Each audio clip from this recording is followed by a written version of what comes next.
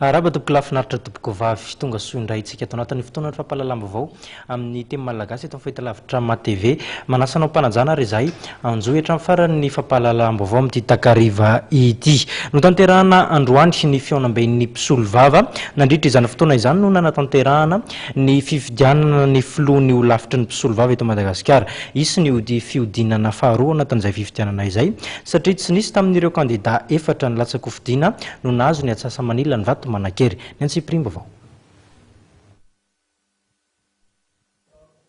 Isan'ny fihodinana faharoa amin'ny fifidianana izay ho filohan'ny holafitry ny mpisolovava. Tsy nisy tamin'ireo kandida efatra mpifaninana amin'ny fifidianana filohan'ny holafitry ny mpisolovava no nahazo ny Antsasamanila ny vaton'ireo mpisolovava raika amin'ny 500 manerana ny nosy tonga ny fidy. Maître Gustave Razakamanatsoa, Maître Raymond Tranfa, Maître Hubert Rarson ary Maître Alain Ramanarivo ireo mpifaninana tamin'ity fifidianana ity. Tsy anisany nandray anjara tamin'ity fifidianana ity kosa ny filoham-perinasa ny Maître Radson Solo. Ny antony aloha tsy niratsahana tsy dia hoe misy antony manokana ahoana fa toerana koa ifandimbiasana zako mbola manana zavatra bebe tokony atao fa na izany aza nefa mbola afaka mirotsaka amin'ny deuxième tour raha ohatra ka Irotsaka be? Mbola tsy fantatra fa mbola eritreritra. Anisan'ny kandida efa nilaza fa handray anjara fihodinana faharoa amin'ny fifidianana izay ho filohan'ny holafitry ny mpisolovava kosa Maître Gustave Razakamanatsoa izay nahazo vato faharoa betsaka indrindra tamin'ny fifidianana izay Notanterahana androany teto Anosy. Vonina mbola anao le deuxième tour tsy nahazo le vato tokony alany teo zany ary momba izay programma antanenareo an'izay mety mampiavaka amin'rehetra na ditivizana ary ny anasoan'ny holafitry ny mpisolovava dia ny fisokafa mpisolovava amin'ny sehatra rehetrarehetra.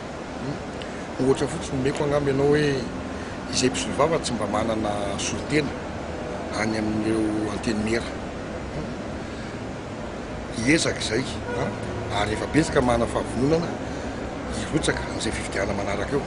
Indrindrindrindra hanamafy ny fanamboarana lalàna amin'ny feny fifidianana ny feny holafitry ny mpisolovava satria tafa io lalàna amin'izao fotoana izao io dia tsy dia mifanaraka loatra intsony amin'ny zava-misy.